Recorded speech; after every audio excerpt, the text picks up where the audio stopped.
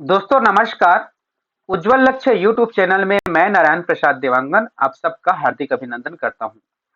आज के इस वीडियो क्लास में हम पीडीएफ के प्रश्नों का हल लेकर आए हैं।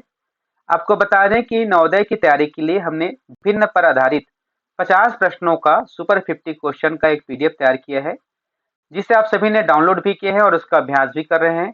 आज उसका सॉल्यूशन लेकर आए हैं, जिसमें प्रश्न क्रमांक 11 से लेकर के प्रश्न क्रमांक 20 तक अर्थात 10 प्रश्नों को इस पार्ट में हल किया जाएगा।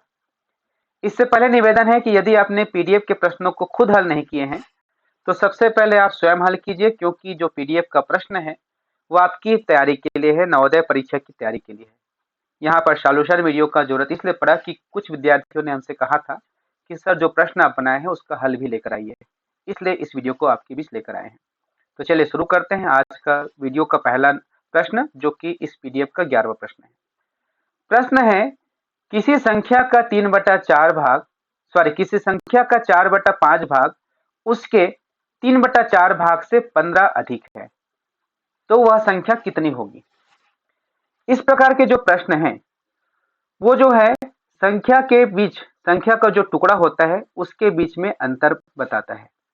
अर्थात कोई संख्या मान लीजिए इतना बड़ा है, उसका चित्र बना दिए जिसमें से एक टुकड़ा इतना बड़ा है और इसी संख्या का एक टुकड़ा इतना बड़ा है, तो यहाँ पर दोनों टुकड़ा के बीच में तुलना किया गया है और तुलना के आधार पर ही इसका मान पूछा गया है। तो ऐसे प्रश्नों को जब आप हल करेंगे तो क्या करेंगे, जो मान दिया गया है, जैसे कि पहला टुकड़ा दिया है 4/5 और उसके बाद दिया है 3/4, दोनों के बीच में तुलना किया गया है और बोल रहा है कि 4/5 जो है इससे 15 ज्यादा है, इससे 15 ज्यादा है, 15 ज्यादा है, ठीक है, 15 ज्यादा है ना भाई। तो यहाँ पर देखिए दोनों के बीच में तुलना कब होता है, कौन सा भिन्न बड़ा है कौन सा भिन्न छोटा है, जब हम इसके हर को बराबर करते हैं। तो यही काम यहाँ पर करना है, इसके हर को बराबर कर दो तो ये हो जाएगा 5 और 4 दोनों का एलसीएम हो जाएगा 20। अब इसको हम 20 बना रहे हैं तो 5 गुना 4 हो रहा है, 5 का पारा 4 में पढ़े तब 20 हो रहा है, तो 4 को भी हमको 4 गुना बड़ा करना पड़ेगा, इस प्रकार 16 हो जाएगा। उसी प्रकार 4 को भी 20 करेंगे यहाँ से, तो 4 पंचे 20 तो 3 पंचे 15। अब आप देख सकते हो 20 में से 15 टुकड़ा है, 20 में से 16 टुकड़ा है, एक टुकड़ा ज्यादा है। उस एक टुकड़ा का मान यहाँ पर कितना है, 15 है। एक टुकड़ा का मान 15 है, टोटल टुकड़ा जो हो रहा है 20, तो 15 गुणा 20 कितना हो जाएगा, 300। यही इसका उत्तर है, ठीक है। अब प्रश्न क्रमांक 12, बहुत सामान्य सा प्रश्न है, इसको तो आप हल कर लेंगे। इसको जोड़ेंगे कितना आएगा, ये 9 है, ये 27 है, दोनों का एलसीएम हो जाएगा 27, ठीक है। उसके बाद 9 तिया 27 तो 4 तिया 12, ये 27 का 27 है, तो 12 धन 5 बराबर 17/27, ठीक है। कहाँ पर है 17/27, ये 17/28 है, ये ऑप्शन बी, ठीक है। अब प्रश्न क्रमांक 13, 80 का 1/8 ऋण 1/8। अब देखिए ये किस प्रकार से प्रश्न है, जहां पर का वाले शब्द कुछ आता है तो यहाँ पर बोडमास का नियम लागू हो जाता है। यहाँ पर का वाले प्रश्न को पहले हल करना है।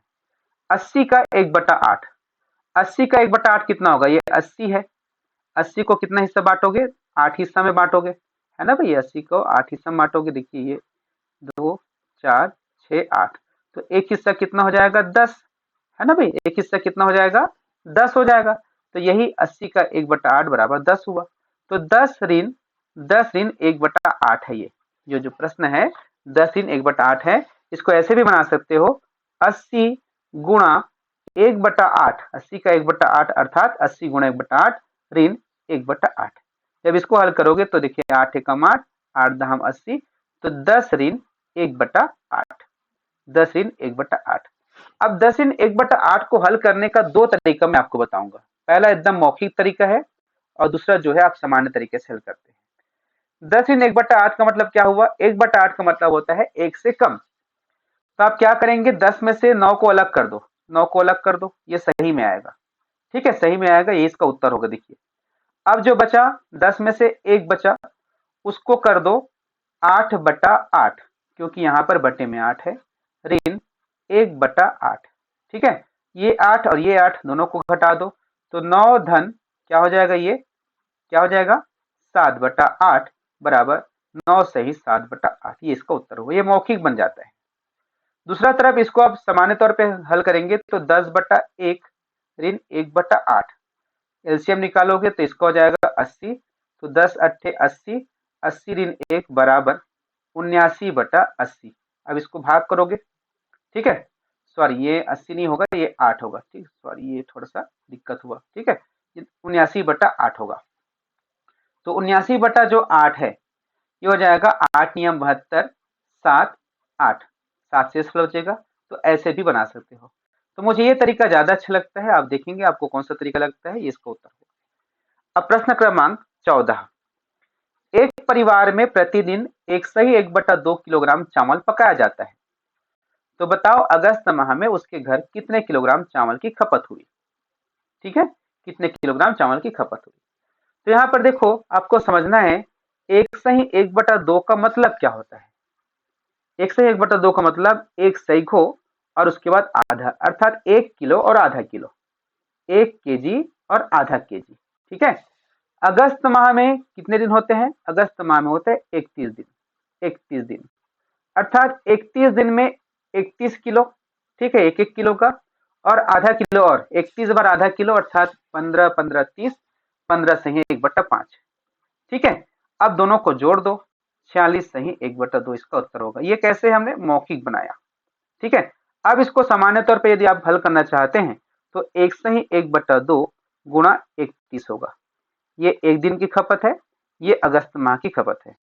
अब इसको गुणा करोगे तो 2 एकम 2, 3/2 गुणा 31।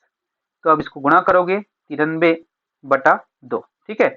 इसके बाद 2 का पहाड़ा पढ़ोगे, पूरा तो नहीं कटेगा, तो हम क्या करेंगे, 2 चौक 8, 2 छक्के 12, 46 से 1/2। आप देख सकते हो दोनों में से यही उत्तर आया है। अर्थात ये जो है मौखिक हिसाब किताब है, एक दिन में जब 1.5 किलो तो 31 दिन में कितना किलो, बस सिंपल सा ये इसका उत्तर होगा। प्रश्न क्रमांक 15, निम्न में से वृहत्तम भिन्न है। वृहत्तम भिन्न का अर्थ क्या होता है, वृहत्तम भिन्न का अर्थ होता है सबसे बड़ा, अर्थात जो चारों भिन्न दिया गया है उसमें से सबसे बड़ा आपको पता करना है। तो सीधा सीधा हल करने से पहले आप जो है, जो प्रश्न में भिन्न दिए गए हैं उसकी प्रकृति को समझिए, अर्थात किस प्रकार से वो सम भिन्न है कि विषम भिन्न है। अंश छोटा हर बड़ा, इसमें भी अंश छोटा हर बड़ा, अंश छोटा हर बड़ा, अंश छोटा हर बड़ा, अर्थात जो है सभी जो है एक प्रकार से भिन्न है, सम भिन्न है, जिसमें अंश छोटा है हर बड़ा है। अब हम क्या करेंगे, सभी को हर को देखते हैं, ये हर 11 है, ये भी 11 है, ये 111 है, ये 11 है। हम देखते हैं कि तीन भिन्नों का हर जो है बराबर है, तो हम सबसे पहले तीनों भिन्नों में सबसे बड़ी संख्या कौन सा देख लेते हैं ताकि हमको सुविधा होगी। इसमें 9 है, इसमें 10 है, इसमें 6 है, ये बड़ा होगा। अब जो है हम क्या करेंगे, इसमें और इसमें तुलना करेंगे, 10/11 और 77/11। ठीक है, दोनों में तुलना, 77/111, दोनों में तुलना करेंगे, कौन सा बड़ा होगा। हम देखते हैं कि 11 में से 10 टुकड़ा, अर्थात केवल एक टुकड़ा कम है। यहाँ पर 111 में से 77 टुकड़ा, बहुत सारे टुकड़ा कम है। हमें लगता है कि ये जो है बड़ा होगा, फिर भी इसको कैसे करेंगे, हम चेक करेंगे। तो इसके लिए क्या करेंगे, दोनों को तुलना करेंगे। तो हर को बराबर करना है, तो इसका तरीका ये होता है कि 11 गुणा 111 कर दो। ठीक है, अगर एलसीएम निकालने में ज्यादा समय लग रहा है तो। ठीक है, इधर भी कर दो, 111 गुणा 11। ठीक है, अब हो जाएगा 10 गुणा 111, क्योंकि आप देख सकते हो 11 कितना गुना बड़ा हुआ है, 111 गुना बड़ा हुआ है, तो 10 भी 111 गुना बड़ा होगा। ये हो जाएगा इतना, गुणा करने पर इतना आएगा। उसी प्रकार अब 111 कितना गुना बड़ा हुआ है, 11 गुना, तो 77 भी 11 गुना बड़ा होगा। तो 11 सत्ते 77, उसके बाद हासिल आया 7, 11 सत्ते 77 और 84, 77 और 7 84। तो आप देख सकते हो दोनों का हर बराबर है ना भाई, इसका अंश ज्यादा, इसका अंश कम है, तो ये बड़ा होगा। ये किसके बदले में मिला था, 10/11 का, तो ये इसका उत्तर होगा। ठीक है।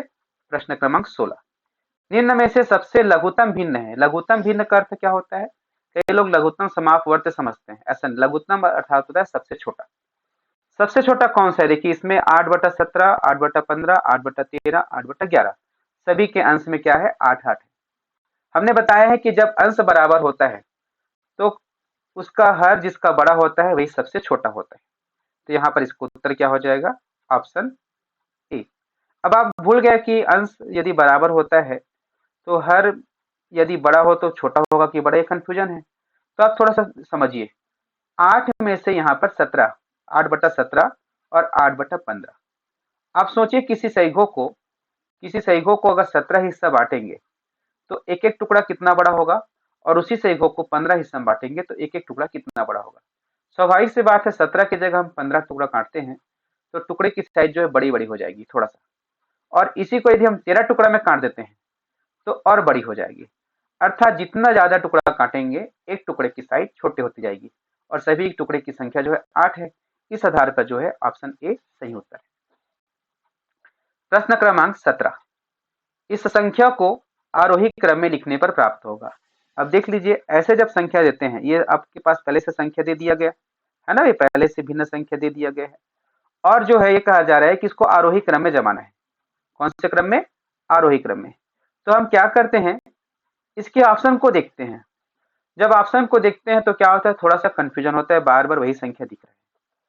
इससे अच्छा क्या कीजिए, यहाँ पर जो दिया है उसी को सबसे पहले हल कर लीजिए। सभी का हर बराबर है, अर्थात जो सबसे बड़ा अंश होगा वही सबसे बड़ी संख्या होगा, जो सबसे छोटा अंश होगा वही सबसे छोटी संख्या होगा। अब इसमें आरोही क्रम कहा गया है, तो आरोही का मतलब क्या होता है, ऐसे बढ़ता हुआ, ये आरोही क्रम है, आरोही क्रम है ये। तो यहाँ पर सबसे छोटा, उससे बड़ा, उससे बड़ा, उससे बड़ा। अब देख लीजिए, 7 5 4 3, ये तो नहीं है, 3 4 5 7, यही इसका उत्तर है। क्या है? इसका उत्तर है। प्रश्न क्रमांक 18, राकेश प्रतिदिन अपने ऑफिस जाने के लिए कुल दूरी का 1/8 भाग पैदल तय करता है और शेष बस से। यदि उसके घर से ऑफिस की दूरी 2.4 किलोमीटर हो तो वह पैदल कितनी दूरी तय करता है? स्वाभाविक सी बात है, राकेश का घर है, ये ऑफिस है, ठीक है, यहाँ से यहाँ तक जाना है। क्या कहा जा रहा है कि यहाँ से यहाँ तक जब वो जाते हैं तो यहाँ तक, अर्थात 1/8 तक, 1/8 मतलब क्या हुआ, टोटल दूरी का, जो टोटल दूरी है यहाँ से यहाँ तक, उसका 1/8, अर्थात इसको क्या करोगे आप, सबसे पहले 8 हिस्से में बांट दो। कितने हिस्से में? 8 हिस्से में। 1 हिस्सा, 2 हिस्सा, 3 हिस्सा, 4 5 6 7 8। तो ये जो दूरी है यहाँ से लेके यहाँ तक, यहाँ से लेके यहाँ तक, ये है 1/8। ये 1/8 भाग जो है क्या करते हैं, वो पैदल तय करते हैं, और बाकी को जो है बस से, बाकी जो है बस से सफर करते हैं, ठीक है, बस से सफर करते हैं। अब इसमें कह रहे हैं कि घर से ऑफिस की दूरी 2.4 किलोमीटर हो, अर्थात यहाँ से यहाँ तक की जो दूरी है 2.4 किलोमीटर है, तो वह पैदल कितनी दूरी तय करता है? अब यहाँ पर देखिए 2.4 है, तो पैदल दूरी तय कर रहे हैं 1/8, अर्थात 2.4 का 1/8, अर्थात 2.4/8 है कि नहीं? इसको हम 8 हिस्सा में बांटेंगे, जो एक हिस्सा निकलेगा वही इसका मान है। तो ये क्या हो जाएगा, 8 एकम 8। अब यहाँ पर देखिए दशमलव, तो पहले क्या करते हैं, दशमलव को हटा देते हैं। चलिए, तो ये हो जाएगा बटा में 10, दशमलव हट गया, ठीक है, दशमलव नहीं है मानिए। तो 8 एकम 8, 8 या 24, तो 3/10 क्या हो रहा है, किलोमीटर हो रहा है। तो 3/10 तो कहीं पर नहीं दे रहे हैं, हमको क्या करना पड़ेगा, 3/10 किलोमीटर को मीटर में बदलना है। तो 3/10 गुणा 1000, क्योंकि 1 किलोमीटर में होता है 1000 मीटर, तो ये काट दिए, बराबर 300 मीटर, 300 मीटर, ये इसका उत्तर होगा, ठीक है। अब प्रश्न क्रमांक 19, निम्न में से कौन सी भिन्न अन्य 3 भिन्नों के बराबर नहीं है? बढ़िया प्रश्न है। निम्न में से कौन सी भिन्न अन्य 3 भिन्नों के बराबर नहीं है? इसका मतलब है कि 3 भिन्न आपस में बराबर है, एक भिन्न जो है उससे अलग है, उसी को छांटना है। अर्थात ये तुल्य भिन्न वाले प्रश्न है। 7/12, 6/24, 3/12, 1/4।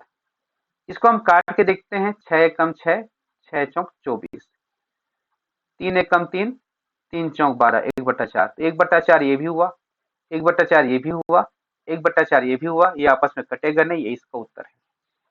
अब प्रश्न क्रमांक 20, किसी संख्या में उसका 2/7 भाग जोड़ने पर वह संख्या 99 हो जाता है, तो संख्या क्या होगी? बहुत सामान्य सा प्रश्न है।